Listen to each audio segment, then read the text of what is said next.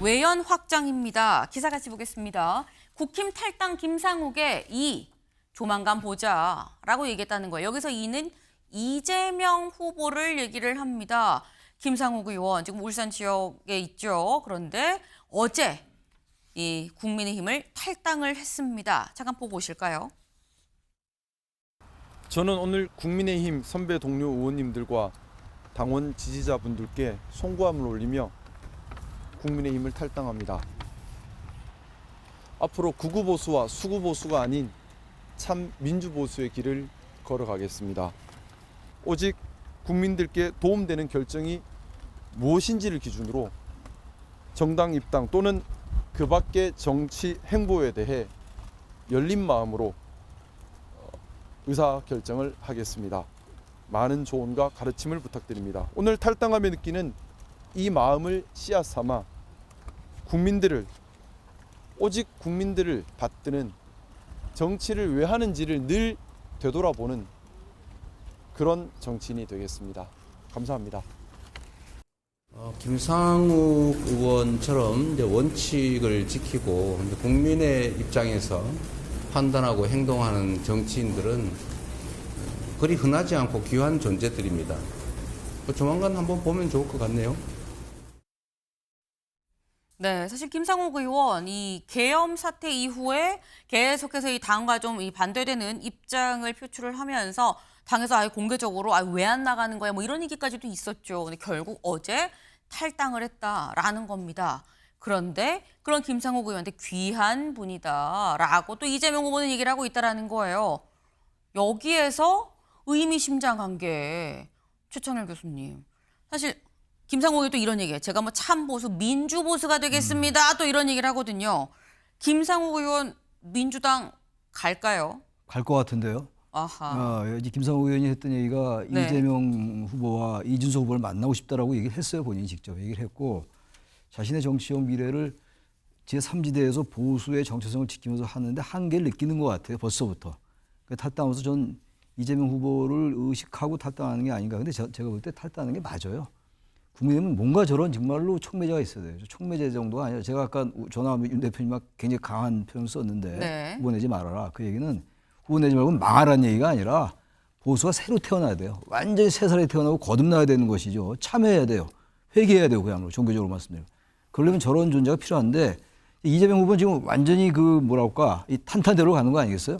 국민의힘이 꽃길도 깔아주고 비단길도 깔아주고 그것도 모자도 또 꽃가마도 태워주고 뭐 이런 상황이에요 지금. 이거 김상욱 의원까지 탈당하니까 김상욱 의원의 정치적 장래에 관한 거긴 한데 글쎄요 단지 이런 건 있습니다. 보수의 정체성을 지키는 것과 그게 바로 이재명 후보한테 가서 민주당 입당하는 건 좀 다른 결인 것 같아요. 저는 살짝.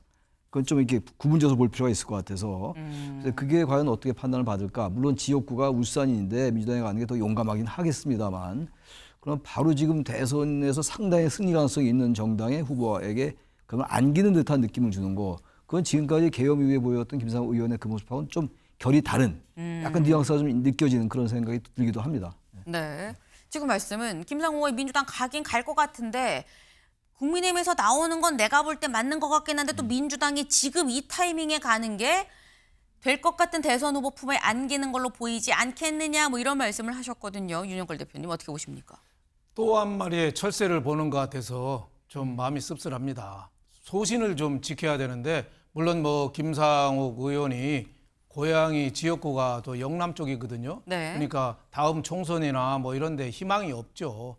유승민 전 의원의 그 방랑 생활을 잘 봐왔잖아요. 나도 그 길 갈 것 같으니까 너무 춥고 외롭고 보이겠죠. 그러니까 지금 대선 25일 남았을 때 이럴 때 민주당 쪽으로 가면은 더 좀 대우를 받지 않겠느냐. 뭐 이런 추측이 좀 가능하죠. 아직 뭐 민주당 행을 결정한 건 네. 아닌데 바로 이재명 전 대표가 뭐 만나고 싶다고 하는 거는 뭐 어느 정도 교감이 있다고 봐야 되지 않겠어요? 저런 모습을 볼 때 좀 왔다 갔다 하는 모습, 저게 좀 우리 정치에 좀 맞는 거냐, 좀 또 한 마리의 철새를 보는 것 같아서 좀 아쉽고 안타깝고 그렇습니다. 네.